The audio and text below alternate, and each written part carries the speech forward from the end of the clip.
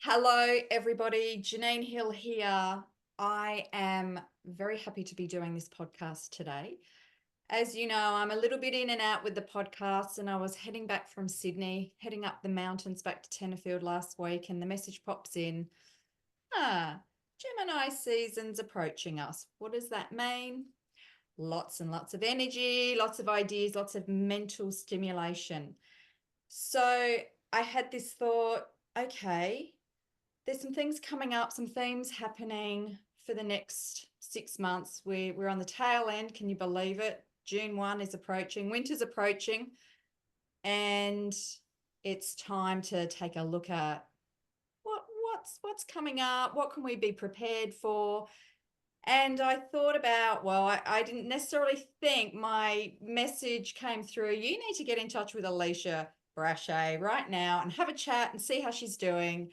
Did that. Alicia said, "Oh, I'd love to be on your podcast. I'd love to do an interview. I'm being told I'm meant to be interviewed." So the worlds collide. And I thought of Alicia because when we're talking about Gemini, we're talking about a sign that's ruled by Mercury. And Mercury in Greek mythology is linked in with the god Hermes. And Hermes was the messenger who worked between the heavens, the earth, and the underworld, and was able to combine all of those energies and just be the messenger and really help humanity. Well, I want to introduce Alisha Brache from Cosmic Gateway. I have known Alisha for about 4 years now, and Alisha is very much someone who really gifts humanity with her messages, and she is one of the most passionate and dedicated people that I know on the planet, who is so committed to helping humanity and providing the service that she does best. So without further ado, I'd love to introduce Alisha to everybody and find out a bit more about who Alisha is, what she does, and how she can help us for the next 6 months. Welcome, Alisha. Mm, Thank you, Genine. It's such a delight. What a pleasure to be here and have this conversation with you, especially as we're moving into Gemini season. I thought you were going to mention, I'm going to give something away here. I thought you were going to mention when you were thinking about Gemini energy, you thought about me because obviously I have a prominent Gemini placement in my chart. And you do indeed. But yeah, Gemini season, I feel, is always a time that as we move into the second part of a year, a calendar year, when we get into June and Gemini season. And obviously, there's a lot of, I love the way you talk about the astrological transits and sort of the history behind that. We can bring some great information together from my work intuitively, reading and marrying that up with what you can share from astrological. But I find that when we move into this time of year, it brings people out of their shell, alive, wanting to reconnect, wanting to become social, Yes. and a lot of fast-paced information. And like as we're getting these downloads and ideas, we're wanting to reconnect. If we've been a little bit in hermit mode, I know that, throughout Taurus season, people can really go into like homebody mode. Yes. Um, and now as we're sort of coming out, to be able to share and collaborate and ideas is where that fast-paced movement really kicks in. So here we are. I love that. Alicia, can you tell us a bit about the service that you provide to the world? What you do and how you actually started your journey around what you do? Yeah, sure. I always find it really hard to like, how do I describe what I do? But just to give an overview, I work primarily with people's energy. I'm an energy reader, a soul reader, a practitioner that works with helping people on their soul path, on their soul journey. I work to support people through healing as well. So that's a big part of my modality. And um, I help people in relationship dynamics, soul connections, and also support those who are looking to become mothers. So connecting with the New Earth Children, as I call it, or another one of my platforms that I have, New Earth Children, and helping people connect with the soul of the child who wishes to be born through them. So there's lots of different aspects to my work, but primarily I use all my intuitive abilities and my healing abilities to help support people wherever they're at, to really embrace who they are as a soul, to remember what they're here to do for this time, this change, this huge movement, yeah, not even movement, this huge collective um, transformation that we're going through as a collective, but how the individual impacts that. And I truly believe that more people who embrace who they are, what they're here to do, and get going on their mission, the quicker we can transition into a new earth that everyone can enjoy. So that's always been Wow. my, I guess, my core values ever since I was a child. It's never changed. Um, and I guess to answer the second part of your question, how did I start doing this? Well, I was one of those children that came in with not full conscious memory, but a lot of remembering of who I was and what I was here to do. I may not have fully grasped the entirety of it because I think my poor little body wouldn't have coped. Um, but from as early as I can remember, I knew that I was here to be on the planet during times of great change. And I also knew that I had a role to play in that, and I just wanted to get going. Um, I'm passionate about changes in all structures so that we can create a better world, because I was one of those children that didn't fit into the education system. I didn't fit into, I just didn't understand it. I was like, why? you know, um, always asking questions. How I do have a Gemini moon, so I have a curious mind, and I'm always questioning the status quo as to, but why? That's not right. Um, so, uh, yeah, so from a young age, I was attuned to my healing abilities. I was already, from about age of 7, I was already performing hands-on healing to family members.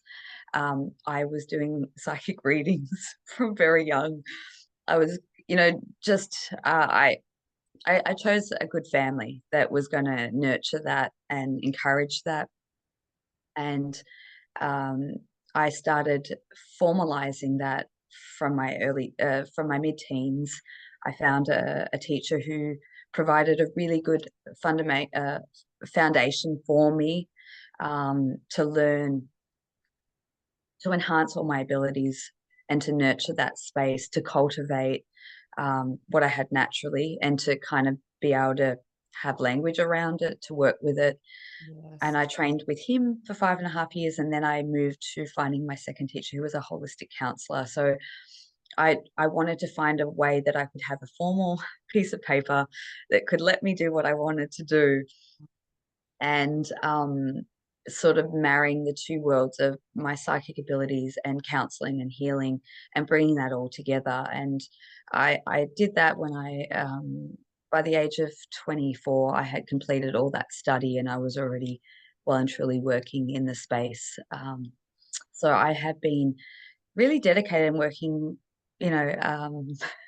formally for about 20 years now. So Thank you for sharing your journey. What a remarkable start to your life, and how incredibly powerful. And especially when you said, I was born into a really nurturing, supportive family, because I know with the work that I do, and you as well would, I would imagine, come across this, people shut their abilities down mm, because they were not considered the norm. They were out of the realm of society's awareness at particular points in time. And the journey for a lot of individuals has been quite painful.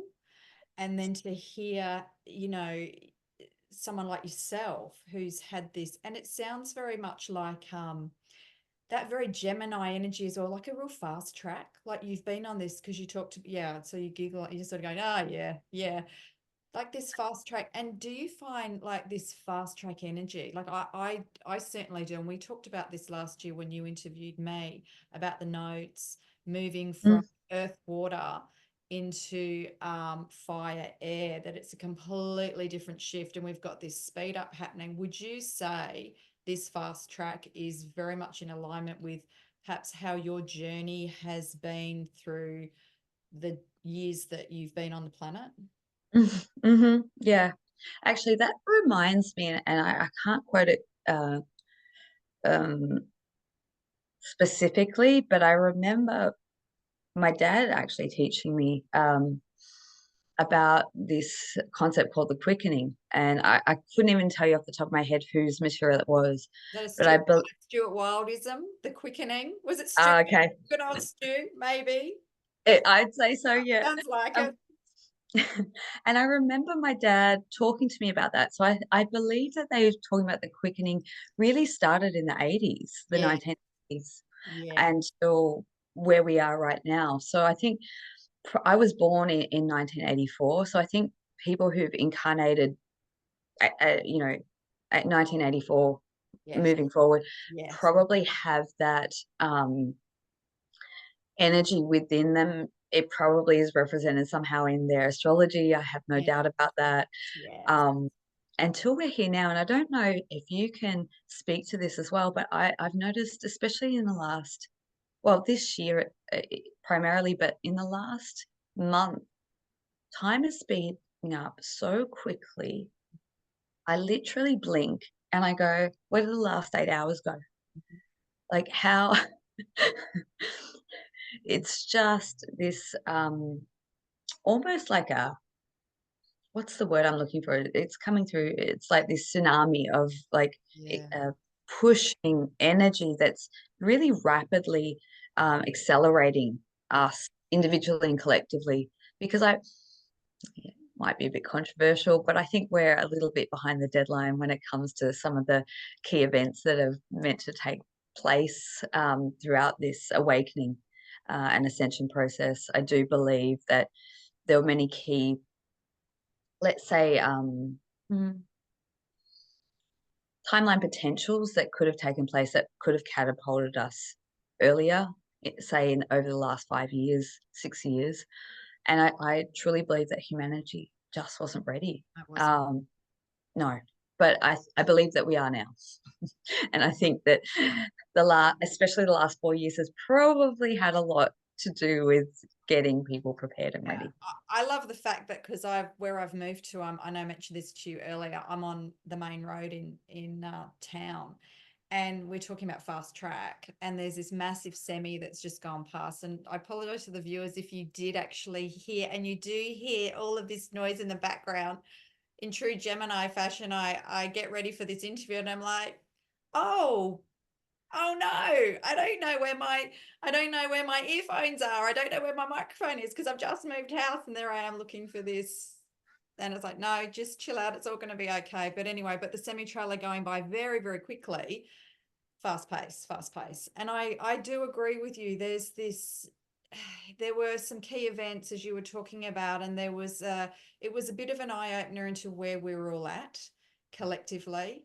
And not that we're going to go too much into the past, but like I'm hearing what you're saying and the speed and just in the last month, absolutely. And I mean, one could say time is a concept of, humans. That's a whole nother podcast in itself. But I always see it like we're going so fast that eventually the train is just going to derail and there's not going to be time. That might sound a bit way out, but to some of my viewers it might, and that's cool. But it's just this. I think everyone could agree this quickening, like you were talking about, this speed up is just it's building momentum. And we talked last year about it's so important to be able to just be grounded and be present.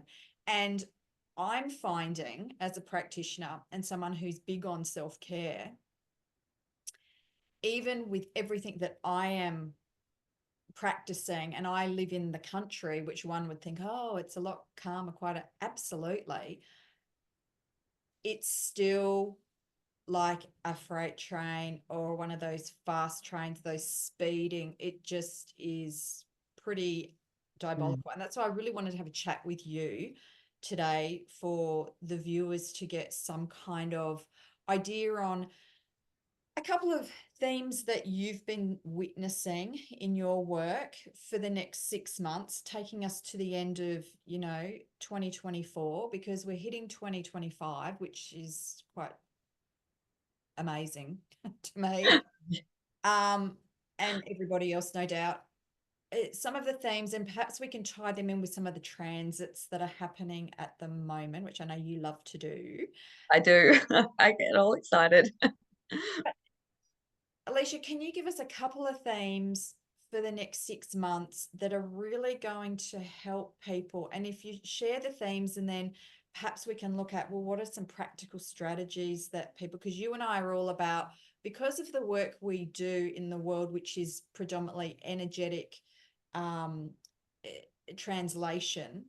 I know Mm. my work is a lot more hands-on, but that's still coming through.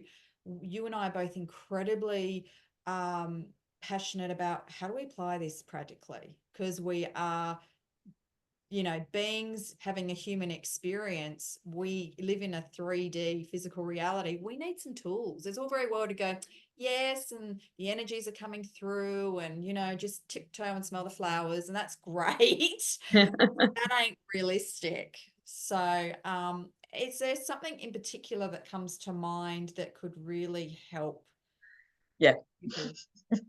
And I laugh about that because very early on in my early 20s, when I was getting very, very serious about my own evolution and how what I could do, I was studying a lot of Eastern philosophy at the time, traditional Buddhism, and, studying the monks and how they could have these extraordinary human abilities and become like superhuman. I wouldn't become superhuman. And based on their philosophy, because living as a monk in the mountains, they would meditate, up to 3 hours a day, and they would educate themselves, and they had this 3-3-3. And I was working full time, 8 hours a day in the city, commuting 2 hours a day. And I was trying to do a 3-3-3 as well as.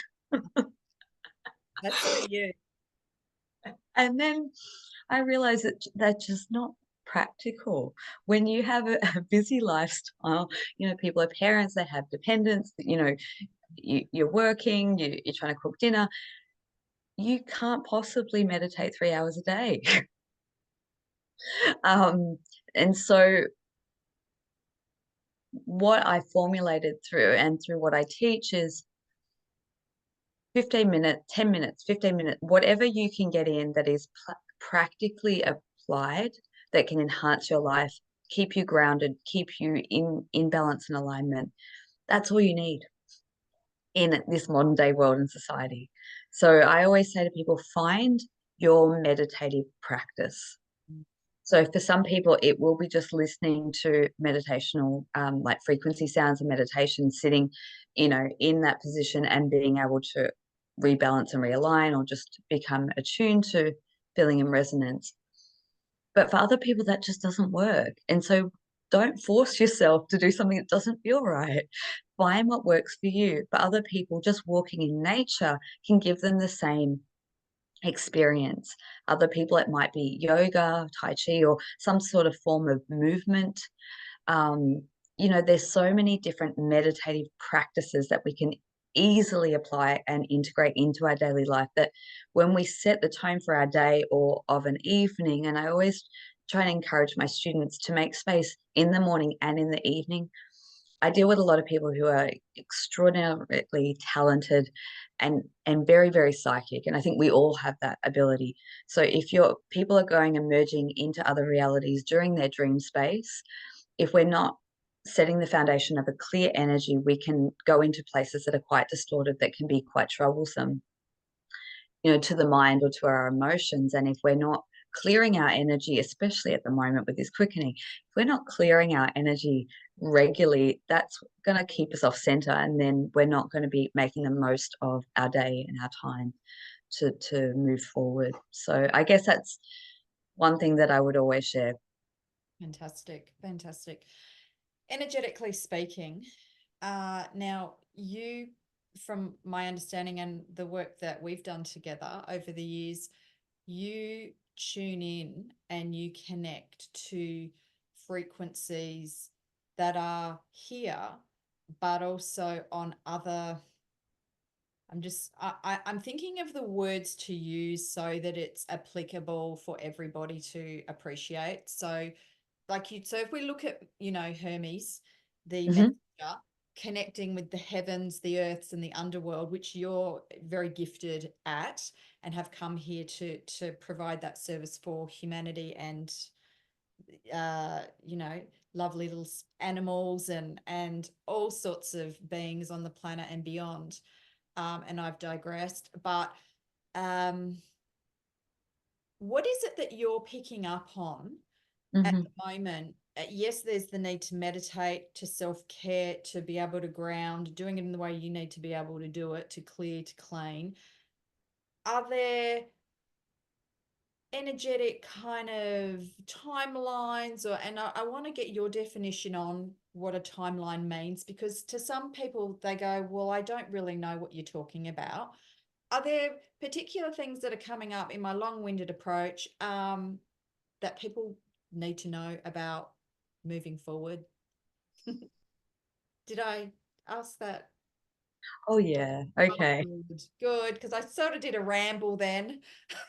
No, it's all good. I think there was like multiple leg Oh, there or could be 10 layers. how I was hearing it was like multi-layered questioning, but probably that's a great question to start off with. Like, what is a timeline? Because I know that I throw that word around like, yeah, very often. Timeline to me is just a version of how we experience reality. Ah, nice. I like that. How succinct. Yeah.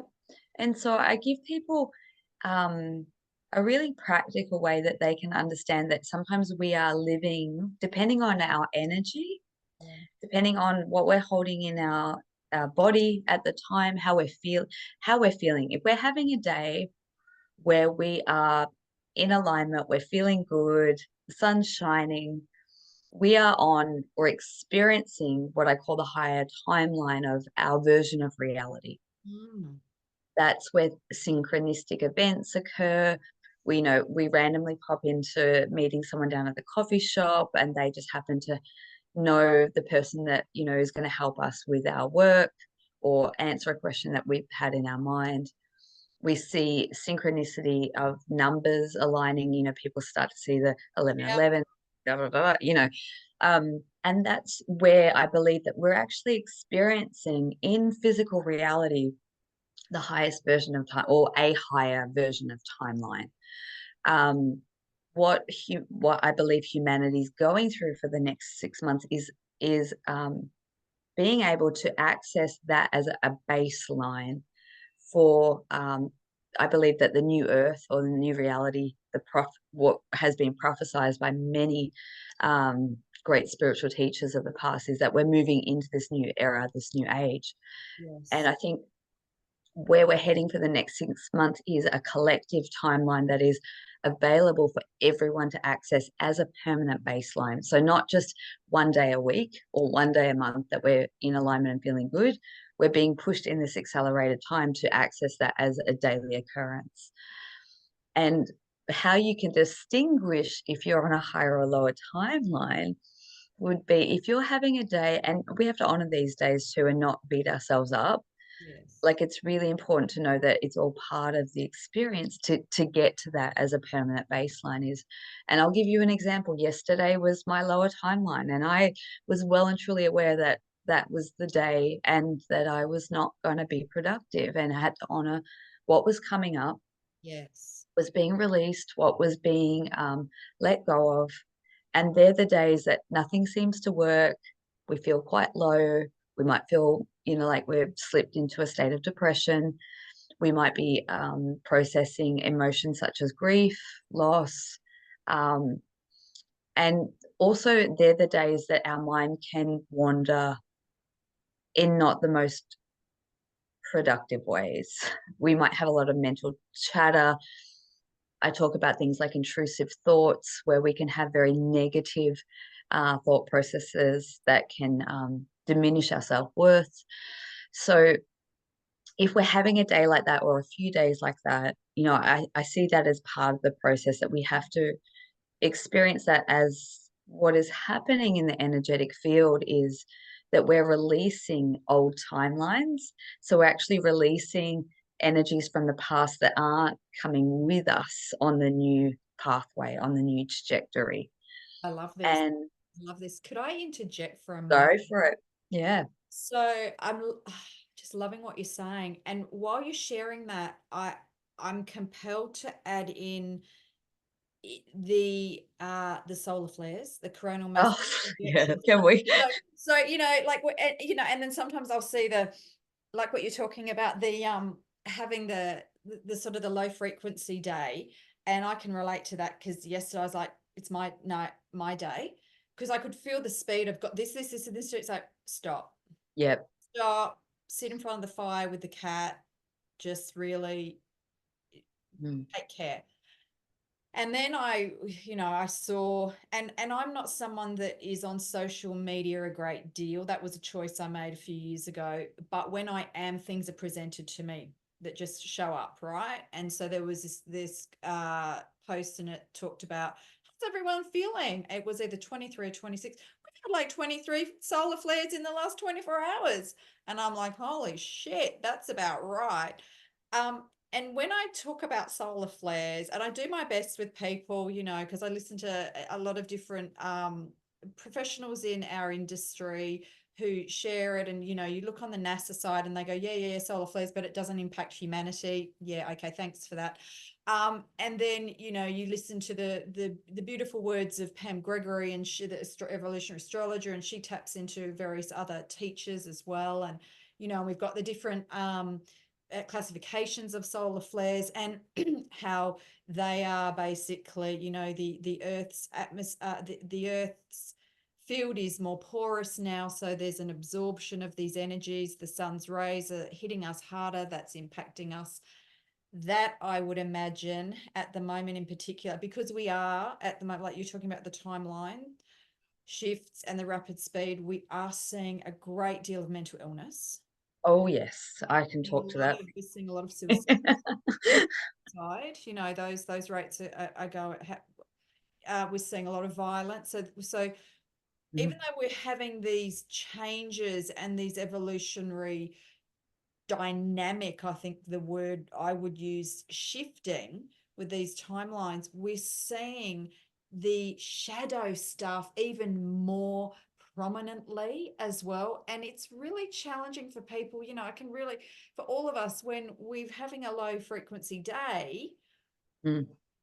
and then we're bombarded with this happened, that happened, someone passed away, there was this accident, there was this event that happened in the Westfield, and it's like people are on so much overload already with this energetic shifting, with the solar flares, the coronal mass ejections. It's it's huge. Huge. I'd love to add on to that because I actually started Cosmic Gateway as part of what I was doing was commentary on space weather, solar Oh, I flares. love this. And so I can really speak to it because I started talking about it because I knew how impacted I was. And it took me. So this happened when we were 11 years ago, when we were last in our solar maximum of the last solar cycle. What do you mean So, when you say solar maximum, so people understand? okay, yeah, let's back up a little bit, shall we? So with the solar cycles, they go for approximately 11 years each. So when we're looking at a range of 11 years, if you're looking at a curvature of when it peaks in the middle of the 11-year cycle. 5.5 years. S. Yep, Yeah. yep. So it was around 20, I think it was around 2013-ish, 2024. I was still working in my sort of mainstream job as a teacher, and I was working in mental health. And I was having periods of 24 hours that I was not coping mentally. I would be constantly bombarded with like what I would call intrusive thoughts and just feeling energetic overwhelm. I was almost incapacitated for a period of time. And I knew that it was beyond me. I knew that it was greater than me, Yes. but I couldn't pinpoint what was the external stimuli until I started coming across information about the impact of what solar flares do to human consciousness. Can you give us a very brief intro into what solar flares do to human consciousness? I think that's a fantastic thing to be answering. I'd love to hear it. I think so because just to before I go into that, Yes. where we are right now, we're in solar cycle 25. Right. Um, and this is all scientifically documented. If people are a bit more science oriented, you can go, there's heaps of data that science have put out around the direct correlate. I think Joe Dispenza, Greg Braden, Yes. and some of those experts in the field do, talk, especially I think Joe Dispenza especially talks about the impact of the solar energy in human consciousness. So when we're looking at when we reach the peak, so that it was forecast that solar cycle 25 was going to peak in 2025. Now, as Yeah, nah. so as we started this solar cycle, the trajectory in terms of what the forecast was and what we were actually experiencing was accelerated, the quickening. Yeah. So what we're experiencing now, they believe that we're probably a year ahead based on what the sun is doing. Mhm. And that maybe we are already in the peak right now between May, June of 2024 for 12-month forecast ahead.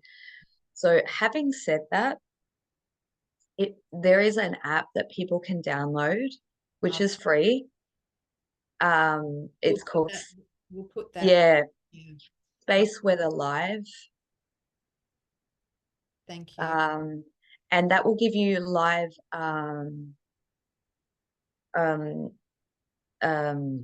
alerts as what the sun's doing in real time and what, because we had going back a few weeks ago in the middle of May, we had the Aurora Borealis. We had Yes. um, the beautiful array of lights that was seen all over the world. And that's part of what, so when okay, I'm going off on a tangent here, but Okay. what solar flares do, they directly impact human consciousness to make us awaken, to expand, to access higher levels of insight, information, to help us expand and evolve. So that energy not only helps us on a consciousness level, a cognitive level, it's very mental based. I Yes. see it as like as the energies come in, it hits directly at the top of our head, and we, our little antennas, if Yeah. they're attuned, will start to pick up this radio signal frequencies. Mm. What then happens is about approximately like between, if the flare is earth facing and the flare comes to, towards earth, it's much more impactful. And then there's generally about 1 to 3 days where that energy will fly through the universe, through our galaxy, and it will come into Earth's atmosphere. As the energy comes into Earth's atmosphere, what it does, it kind of rattles and shakes us up a little bit. So, on a physical level, that's where we get to see things like the lights and the auroras and the beautiful displays. That is what is occurring based off what the sun's doing. But what the solar winds and that energy that's buffering in and around Earth's atmosphere, what it does to our electromagnetic, our energy field in the body is it creates a releasing.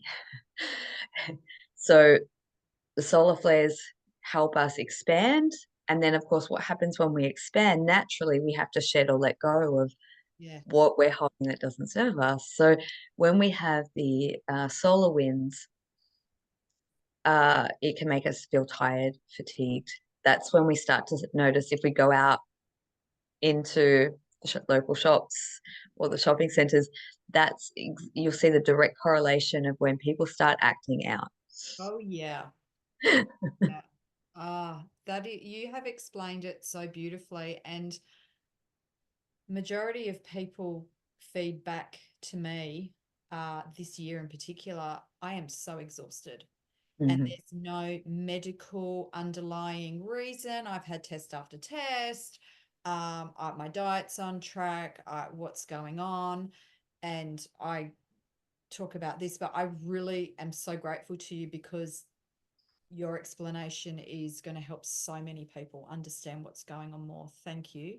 Yeah, I think speaking to that, we are changing and evolving as a species, and that's part of what the sun's energy is doing. Is not only is it raising our consciousness, but it's changing our DNA, it's changing ourselves. And what happens is, as we're going through this metamorphosis on our physical level, we are going to be having symptoms that are purely energetic that cannot be diagnosed by Western medicine. And we're seeing that more and more and more. That's where people like practitioners like yourself are so handy, because we work not only with the physical body, but the energetic field. When you can have a practitioner support you in that, almost clicking back into alignment, those symptoms will dissipate and go away. It's so interesting that you share that because, as I've been a mind body worker for my 25 years of service, and I had uh, because of various circumstances with all the situation we had years ago, I was meant to stop. I was meant, and I did stop the body work, the Bowen therapy, and I moved more into the energetics and the astrology, and that's when we met, etc., etc. And then in the last 18 months, I was continually getting messages, particularly the first 6 months of those 18, because I'd moved, to a new place, and the message was, and it wasn't so much I was receiving the messages, it was more that they were coming at me with people saying, oh, we really need a Bowen therapist in town. And it just kept happening. And I thought, you're meant to really start listening to this. Like, come on, listen, listen. So I let it go, and I went with, and I could see that my work on the physical level is so needed now, along with the energetic. And it makes a lot of sense what you're sharing Mm-hmm. Mm-hmm. as to, and one of the many reasons why I was called to come back into the body, but I call it the mind body work. Mm-hmm. I Mm-hmm. do. I don't. You don't just do the body. It's a whole level of, as you know. So And wow, that I this is really fabulous what you're talking about, Alicia. Thank you. Mm. that really segues into looking at one of the really prevalent themes that I've seen, especially in the last few weeks or last month. Cool. And this might segue into talking about some of the astrology that I know that you have to share. We love talking about that, you and me, don't we? Yeah. I've started to talk about what has come through to me is that people are being given their second assignment. I'm calling it Soul Mission 2.0. And that's basically stepping into a new pathway of work, projects, whatever they feel that their soul is calling them to do at this time. And for some people, if they are working as a holistic or integrative practitioner, it may be that they've already been on their soul path mission for 25 years, but the soul mission 2.0 is the enhancement of that. So it's adding The add-on. modalities. It's the add-on. The upgrade The add-on. upgrade. And I think that for a lot of people, I know in like my communities and people that I connect with, a lot of them have worked in service as part of their soul mission in some of the structures and the systems. So, for example, nurses, people who've worked in healthcare professions, people who've worked as doctors. I'm seeing so much of this now, more so than ever, where they're actually resigning or retiring from Yes. that entire industry. Yes. And and then they're like, well, what next? Because I don't want to just stop working. I want to be able to still service humanity in some way, but I don't want to do it in that, you know, and that's where I'm seeing that there's so many people now who have incredible expertise of the body, of the biology, but they're getting into more of wanting to work with energy practice or holistic practice. And when you see the combination of the two come together, I believe that they are the front runners or the bridges. I call them the bridge people.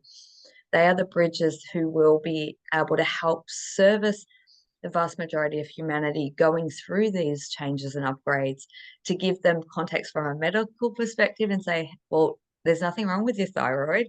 There's nothing wrong with your heart physically. This is energetic. And now we need to bridge looking at different ways that you can support yourself. And so that's one of the trends that I'm seeing now that's starting in, well, has started for some people already, but will continue throughout the month of June for the rest of the year. I'm And the loving this. Keep going, keep going. I don't want to interrupt you. and what how I see it energetically, how it, because I'm very visual. When I read someone's energy, it shows up in colors, in sacred geometry, shapes, and symbols. And how it's being shown to me as how people are accessing this Mhm. Soul Mission 2.0 energy is for a five-pointed star that sits above their head. And so some people would may know that the terminology for that is what we call our soul star chakra, which is the eighth chakra that sits above the crown. And it's where we hold our I don't like to use this terminology, but it's commonly known as our Akashic records. So our soul memory, um, looking at things that we have experienced from past lives or other multidimensional experiences, or where our soul has been operating. Mhm. That is the culmination point of all that data and energy. It's all our gifts and abilities. So let's say in this lifetime or in another, we have been a doctor, or we have been, um, you know, an astrologer, but we've never trained formally, but we just naturally Yeah. know all this stuff. Yes. We're now getting access to being able, isn't this cool? I love it. Keep going. So when that starts to open up and people start to get access to that, which is happening on I see, from what I see on mass right now. Yes. It's a when I say that it's available to everyone, we have to consciously work with it. It's not just something that we can go take for granted and go, oh, it's there. So we have to be proactively working with them. And as we do that, that's going to lead us into the second part of our soul mission or service to humanity, however that looks for the individual, or the enhancement, if for people perhaps like yourself, to add the add-ons, the um, the extra special gifts that we have to give through what we're already offering. It's so, oh, thank you. That's so well articulated. And it's very interesting, I believe, because the add-ons are about tapping into humanity. There's many ways up a mountain. Mm, And you may have one way, but it doesn't serve all. So it's being able to have entry points. I like to call them the entry points. So last year, the major eclipse, the Scorpio eclipse back in October, November last year, I had this very big calling. You need to go back and work in Sydney. I was like, you what? And and um and so it was the first time in 25 years I'd ever advertised that I'm an energy teacher. I mm, never advertised people. People would come, and now it's like that seems to be something that is that's it's the time. I was a front runner back in the day, and now it's literally like you're sort of passing the baton on and saying, well, this is the package. And when I teach, and very much everything that you're sharing is to me spot on, Alicia, because when I'm teaching, I'm talking about this Soul Mission 2.0, different wording. mm, mm, And the way that I have been relaying it to people is like most people have seen The Matrix and they've seen yes. Neo being hooked in, right? Neo's being hooked in and he's getting the download to become a ninja and a this, Mm-hmm. that. And it to me is very much like that. And there's that access point. And I think it's really interesting because you know, we've got you'd mentioned about the mind a few times through our chatting, and I was reading something very much this morning, in fact, about how the air signs are coming in now because Mm. we're looking at mind evolution. And what I find fascinating is, and I'm getting goosey, I'm finding it fascinating with that because we've just had Gemini move into the planet Jupiter just in the last 24 to 48 hours. Now, Gemini is an air sign for those that in you know that are listening that don't necessarily follow astrology, and that's cool. We'll talk about the energies and stuff. We won't go into the big um jargon to confuse people. So, and then we've got Jupiter, which is that planet of which is known in astrology as expansion. So we're looking at expansion of the mind primarily for the next 12 months. And see, Jupiter also taps into, you know, it's the it taps into the mind. It also taps into mindset, belief systems, upgrades, because it typically rules Sagittarius, because every planet rules a sign in the zodiac, as you and I know. It's you know, you wouldn't read about it. All of these things that we're talking about, you know, from the solar flares, from the timelines, from the energetics of what's going on a planetary level for humanity, it's also able to be interpreted astrologically as well. So we're looking at very different languages. We've got, you know, people living all around the world that speak many different languages. And we talked about this in our interview last year, we're just talking about another form of language or languages that are available as entry points to be able to accelerate. Mm-hmm. That's really what I'm hearing you sharing today. So glad that you brought up that analogy of the Matrix because Yeah, maybe those yeah. Mr. Anderson. I came across this very early on in my work and I was like, what is it that I'm seeing here? You know, just working in how I'm fascinated how the energetic bodies are the makeup of the energetic bodies because that's an extension of our physical body. So if we have yeah, just to give people an example, if they're not familiar with energy work, let's say we have an imbalance, in our thyroid, let's say, for example, or our throat. The reason for that or the remedy for that is an imbalance in our throat chakra or in and around that area. Once we address the energy or what is the origin point or what Yeah. has created that, often that instantly brings a relief or healing to the physical body. So years ago, I'm working, just in a normal session, and all of a sudden I zoom in and I can see all these plugs. And I'm like, what is going on here? And I was shown like people, even Keanu Reeves said The Matrix was a documentary. Um, Oh, and and he's very evolved, Keanu. God love him.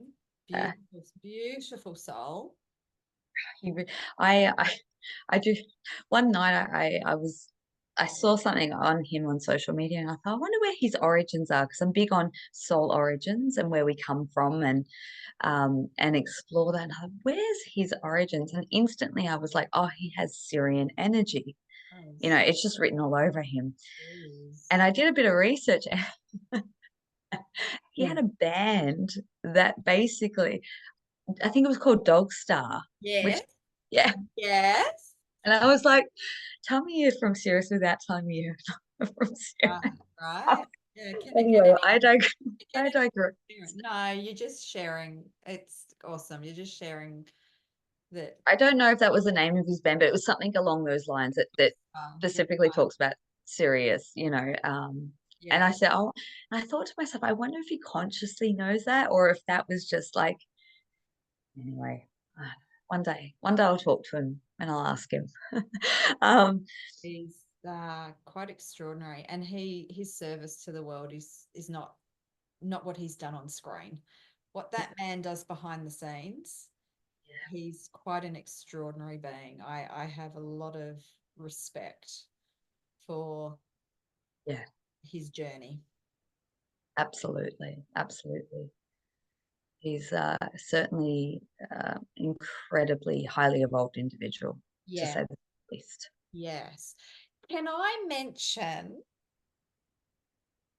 that now? Please, yes, I'd love yes. to hear what you've got to say about all of that, and also, does this tie in with the Soul Mission 2.0? Oh, so Mm.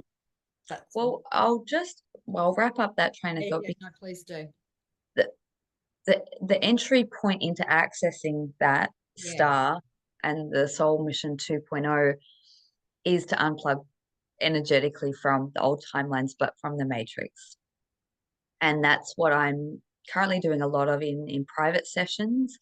And I'm also teaching that, or I've just taught that in my most recent elevation training part 3 is how to do that yourself. So to be the I see it as a two-part process. We need to unplug energetically any cords that we may have entangled in the matrix energies, Okay. and then we get access to this more access, I should say, to the soul star energies and Can what that. you define matrix quickly? Yeah, sure. Just because there might um, be people going, I don't know what that means. And when you explain it, they'll go, oh, okay. But I yeah, just, probably a good example is what I shared before. Like I say that people who are deeply ingrained in the matrix are people who are connected to the system, whether, if you work for governmental, if you work for the legal system, the medical system, the education system in a very formal, structured way, then you're going to have a lot of energy or ties into the systems and foundations that I think we're going to see completely, or not completely, hopefully, but significantly diminish over the next 6 to 12 months. Um, the broken systems, the systems that don't support humanity's best interests. So we're all, unless you are completely self-sufficient, working on your own, living, off the grid, we all have, some level of connection if we're working. And as we're being pushed into our soul, it is saying disconnect from the dependence of some of these systems. So a very simple example might be to support your local farmers, your local coffee shops, your local supermarkets instead of the big organizations, to support your local healers and practitioners as opposed to going through Medicare and, going to see a local GP. Just some sort of examples very that. well said. Very, very well said. Mm, Love that. mm. Amazing. So Yeah, Gemini is well and truly vibing with you. That's for sure. Your articulation's just superb. I'm loving that. So please, can you talk about this? Oh, yes, thank you. That was by chance that I actually moved my chair because there's a mark on the wall, and I moved my chair, and one of my beautiful dearest friends gave me this as a housewarming, this beautiful five-pointed star. And I've only just really come into this astrological work in the last 2 years in 2022, when I was doing a workshop in Nelson Bay, New South Wales, with the incredible teacher Maurice Fernandez. He's an evolutionary astrologer. Shout out to you, Maurice. Thank you for the work that you've done. He's extraordinary, and his mission is in fact helping bring um, astrology on the world stage is something that's really very professionally viewed. So he's done a lot of service towards that. So he talked about the work that was looked into by a lady called Ariel Gutman. And Ariel came up with the astrological concept of the Venus star point. Yeah. Now I'm very new to I'm a baby to the Venus star point information. So if listeners want to find out more, you can definitely look up Ariel. I'll put the details in this Mm-hmm. for people to access. So Ariel discovered that there's a when there's a conjunction, as I said, I'm a baby to this, so my explanation is I'll keep it as succinct and as basic as I can. When the sun and the sun and this planet Venus conjunct, and what that means is they share the same sign, we tap into a frequency of energy that's linked in with the heart of the sun. Venus is the sign that's linked. Yeah, okay. Venus is the sign that's linked to our love, what we value, our heart desire, not necessarily just love relationship, but it can also be about the passion you have for the service you bring to the world. So I'm just sitting with Alicia's energy. I got to keep talking because I know Sorry, she's about to that come is up. slow. I'm trying to get the words out here because I know you do a lot of this sort of the work with the twin flame and the relationships, and Venus comes into a lot of your work. So I'm loving that this has come up. So, okay, the heart to the sun. So your sun sign is your birth sign. We all know. So Alisha, for example, is a Pisces. I'm a Libra. And so you look at, okay, what is your personality? So that's pretty much the sun sign, your persona energy, what you present to the world is your personality. And Venus is the planet that's linked in, as I've said. So we've got the heart of the sun. Venus is the heart, the sun is the energy, the shine, the solar energy. And when they conjunct and they're in the same sign, we have what they call tapping into a particular Venus star point. Now there's 5 points to the Venus star, which is tapped into 5 different signs. Okay, so when we have coming up, so back in 2022, we had a star point around the sign of Libra. So there was a I lot, remember that. yes. So there was a lot of shifts in how we do relationship, Mhm. how relating is transformed. So there's always a lot of energy for change when these Venus star points get activated. And so on the 4th of June, now we've got, bear in mind, we've got Jupiter's just tapped into Gemini for the next 12 months. We are currently sun sign Gemini. We now have, and Mercury will move into that, or already is. And then we also have on the 4th of June, the activation of the Gemini Venus star point. And it's really quite significant because we have a whole heap ton of Gemini energy. So we're going to be seeing a lot of shift.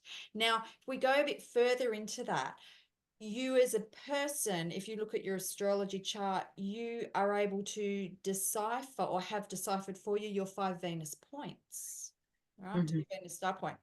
And 3 are discovered before you're born. They're basic transits before you actually incarnate. Then there's 2 more after you incarnate. Is this making sense? Oh yeah. Cool. Okay. So and you have a particular one that's in particular the most, I'll say the most, I don't want to say the most important, but the most prevalent. So I did a little bit of research and, and it's really important to see and find, if you're wanting to look more into this, find out where your Venus star point is. And if people want to contact me, I'm more than happy to help you work that out.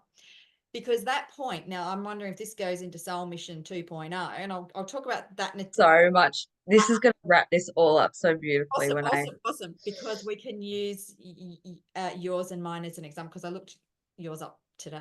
Okay.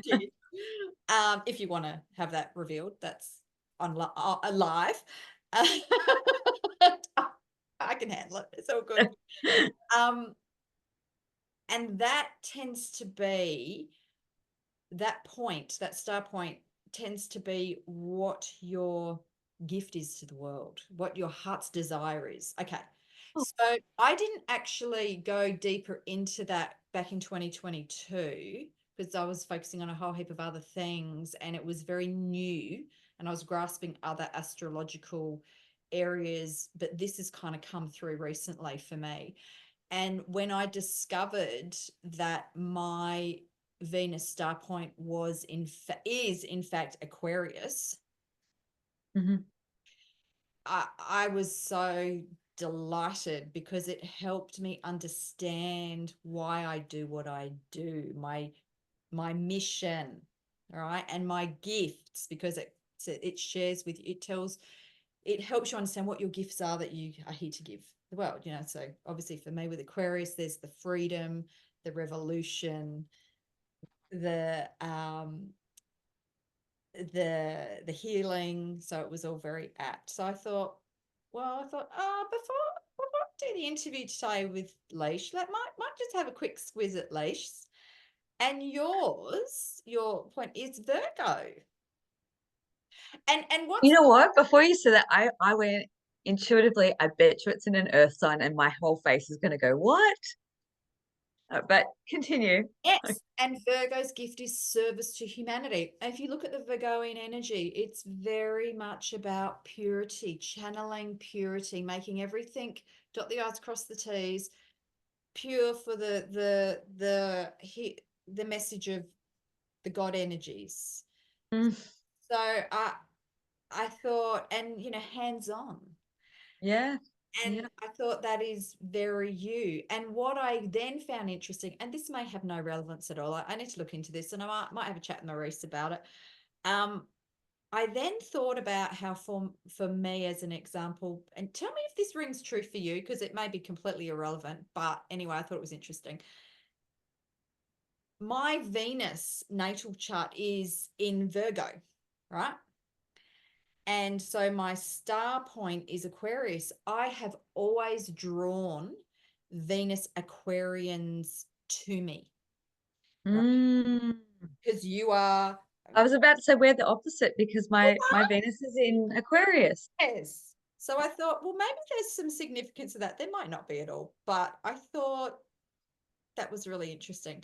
So how does all that bit of Oh info, my, and again, people, please understand that this is astrologically speaking, this is very new to me, the Venus star point. So I'm listening, I'm learning, I'm reading, I'm researching, and you know, but the goddess who really has done the deep soul core work for this is Ariel Gutman, and I will put her details up I was for. going to say, is there a site or somewhere that people can go just to kind of put in their data, like their birth details that will give them access to looking at their Venus star or no? You've Um, got to look up the tables to be able to, it can be, it's probably easier if you ask someone who knows how to do that. Or if you go on Ariel, again, I haven't looked at Ariel's site mhm, lately. mhm. I did have a squiz a couple of years ago, but it didn't sing to me at that point, the Venus star, but it seems to now. Yeah. Anyway, and that might be the Aquarian energies. But so hearing that, what comes up for you? Oh, wow, cool. Let's go. Bring it on. Well, first of all, I do remember the last Venus star point in Libra that Yeah. that was in October of 2022. Yes. And I know that that was ushering in 100 years of what was equivalent to an artistic, like a period of renaissance, similar to the Renaissance era that we went through. So it's this next 100 years that we're looking at is influenced by that. It is, because it has not been in the sign of Libra for about like over 100 years.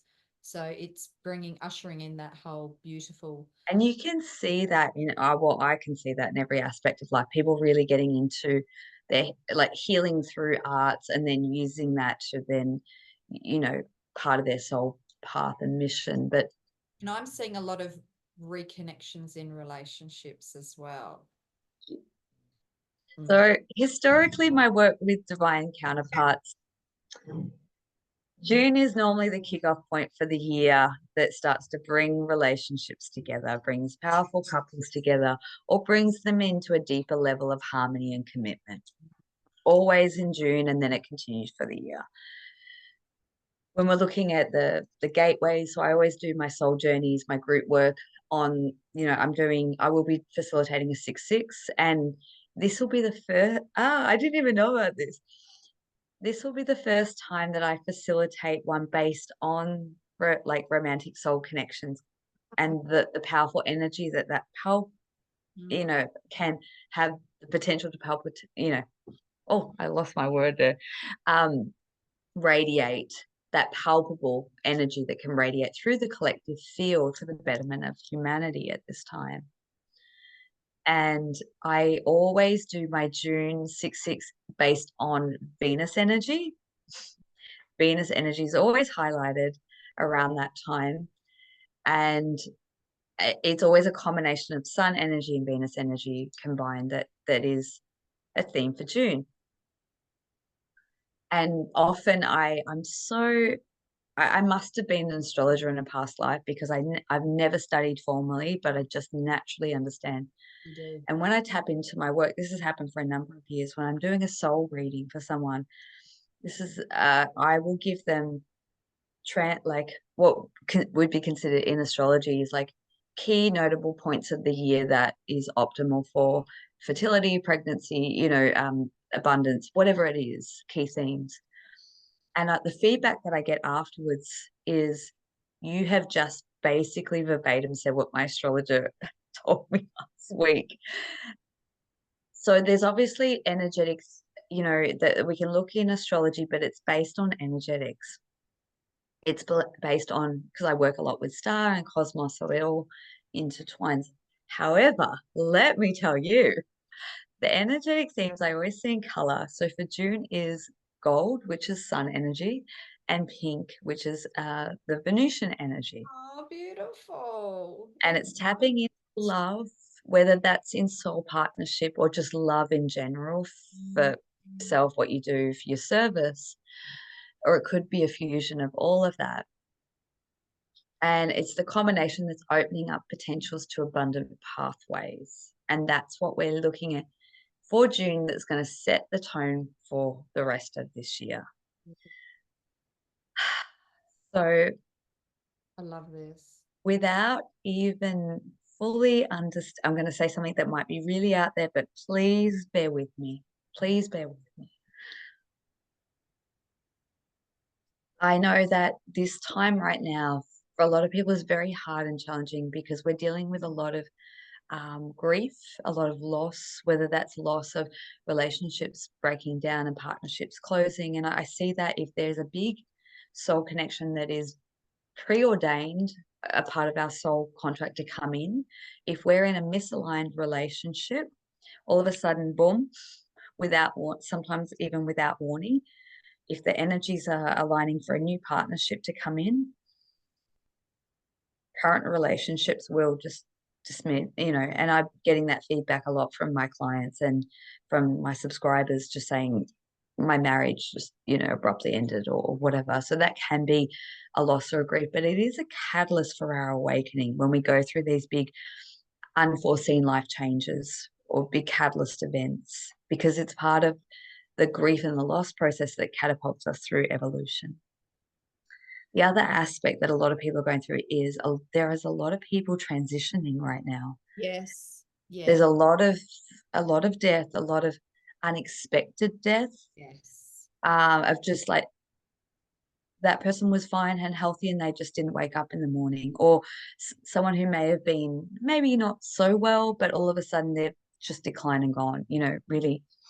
And I don't know anyone right now that is not going or isn't affected by that in some way.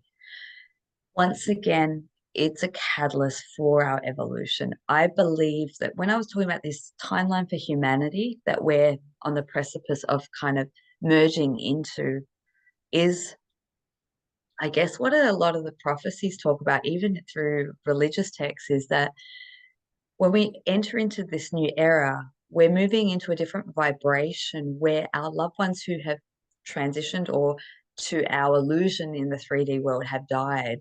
They've just transitioned into other world, into the new world. And I believe that when we get there, we actually reunite with our loved ones who have crossed, because we're now in the energetic resonance of where they are and have been. They've just kind of helped open that rainbow bridge for us to get to where they're at. I think that's Now, incredibly comforting for it, people to hear, Alicia. I have believed this ever since I was a child. I can't deny this. And, sometimes I know because of my abilities, perhaps I live in a bit of a world that's disconnected to, the vast majority. I But understand. I've been questioning and asking so many people if they've been having, and I'll give the list to know if you're on the right path. I believe that often what we're having in our dream space is we're actually in that other reality. So it's a part of our attunement energetically when we're sleeping and having good rest. So a lot of people have been dreaming about being in with their loved ones who have passed on, with current people who are in our life right now, whether it be family, friends, but they're all together with other members who have maybe even died 20 years ago. And it's just normal. And the amount of people who've been having this experience is phenomenal. Phenomenal. So I know that it's not just a me thing, which gives me great comfort. And When I've spoke, yeah, I know what from my perspective, I know what you're saying definitely has credibility, 100%. My father passed away many years ago, and the way he connects with me is through magpies, because that yeah, was our thing. And when you started talking about this, um, I had a magpie fly to the window, which has never happened since I've lived here.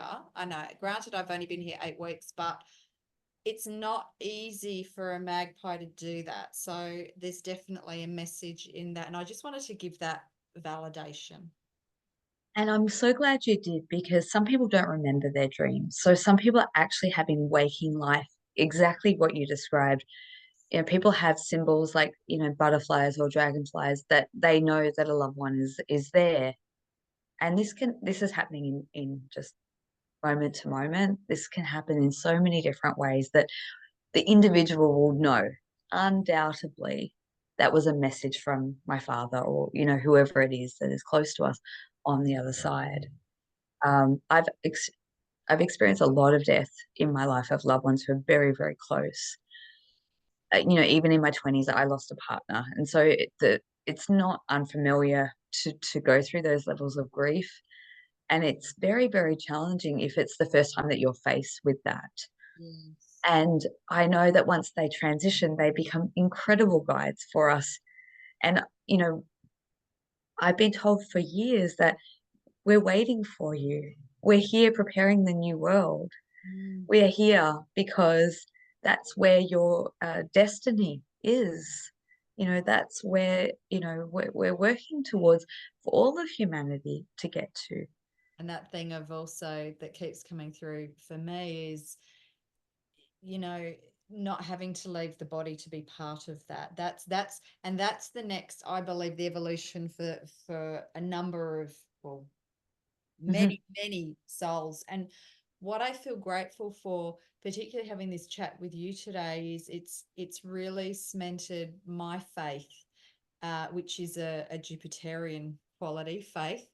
Um, in really appreciating we really need at this time, as much as we are finding things more fast paced, we're a bit more reactive, or a lot more reactive. Things are happening rapidly. There's loss happening quickly. There's joy happening quickly. These air frequencies, we've got Aquarian energy coming in Pluto, we've got more Aquarius coming in, we've got more Gemini energy, we've got these air energies, we've got the Libra South Node helping us detach a little bit, where things still hit, but potentially not as they would with an earthy, watery. It's a very different frequency that's a little bit more buoyant, shall we say, that Mm, I'm not taking away that it's not easy. I'm not taking away the human experience, but I am sharing that there is the lightness. The lightness is coming. Hold to the light. And I'm not being airy fairy when I say that. I'm talking lightness as in, you know, the mm, good, the beautiful, the knowing you can connect with your loved ones in the now. yep. Old mate Maggie just came in, and Dad's like, yeah, what Alicia's saying's bang on the money, you know. And he was Aquarian, right? Dear old dad. Oh, So Pisces moon, right? So you know, there is so much going on, but there is so much beauty in all of it. yeah, there is. And, And I think we have a choice every day to be able to view it through the eyes of beauty. yes, and thank God for the universe, for people like Alicia, Mm, who has traversed life pretty fast paced, pretty quick. She's done a quickening, as she says. Her whole life's been a bit of a cosmic quickening, so that she's here to really serve. And I really want to extend my thanks to Alicia. I really want to extend Alicia's service to humanity to everybody that listens to this today. Alicia is available. She does readings. I haven't checked in with you, but I believe you're still doing your readings at the moment, yes. moment. And Alicia's also she's offers courses, and also she's in the middle of creating a very monumental project for humanity, which is a very collaborative approach with many different people from all walks of life. Alicia is now in the process of completely rejigging her socials, her identity online. Um, and there's a lot going on for Alicia right now. And I'm so grateful that I've been able to have your time when you've got so much going on. And I know we kind of need to wrap it up because we've been chatting for a bit, and I don't want to. I could chat to you for hours. We'll save it for the next round.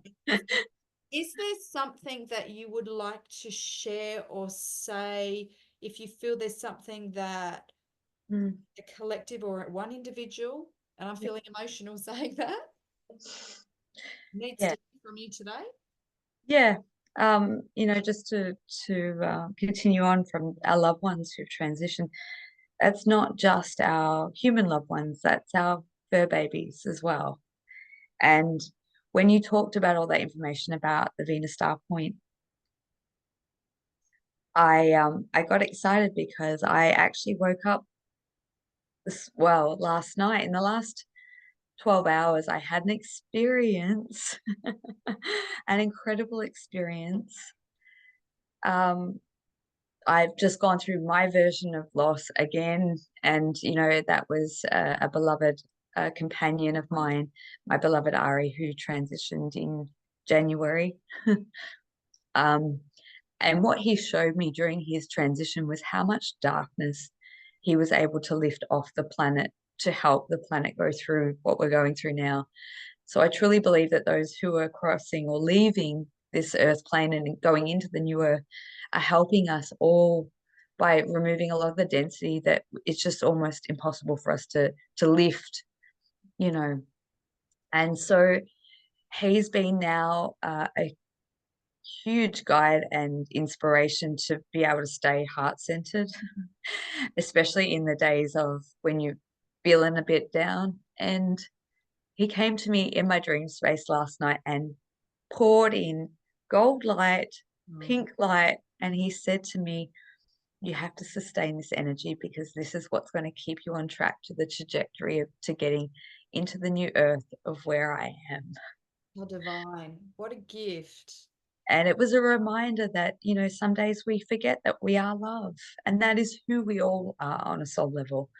And when we can let go of all the grievances and the hurt and the pain, and come back to the fact that we are, you know, a spark of creation, of God, of source, whatever name you want to apply, that who we truly are on a soul level is love, and we embody that and we live from that place. That is the best and most efficient way to navigate through these times and to get to where we're all going as a collective, as our goal, as our destination. And it's not our destination. I think it's a stepping stone of the continual evolution that will take place as humanity, but at least getting to that place where we can be in a space of freedom, of abundance, of love, and togetherness. So, Thank you so much. I'm very much reminded of the Course in Miracles and Marianne Williamson mm, lecture of Course in Miracles saying, there is no fear in the space of love. They cannot coexist at the same time. Beautiful. beautiful. Thank you so much, Thank you Janine. so For much. powerful, powerful conversation. I thank you for inviting me and having this. Such an honor, such an honor. And my hope is that whomever hears this is able to move to their next level, move to their Venus star point, move into their soul mission 2.0, knowing that these two kind of groovy chicks chatting on a on a Sunday are uh, are on that road and actually really loving it. Yeah, Yeah. it's a beautiful space to be in. So Yeah. I just make the changes and just know that even if it's challenging to make those changes, you're going to benefit for years, for decades to come. So, And you have support, and it might not be like you were saying, it may not be the matrix type support, but there is perhaps a new style or approach of support that can help you catapult to yeah. the next level for yourself, and that you experience more joy and love as a result. Thank you so much, Alisha, Thank you. and I'll see you on the airwaves, my lovely girl. Sounds awesome. All right. Thanks, everyone.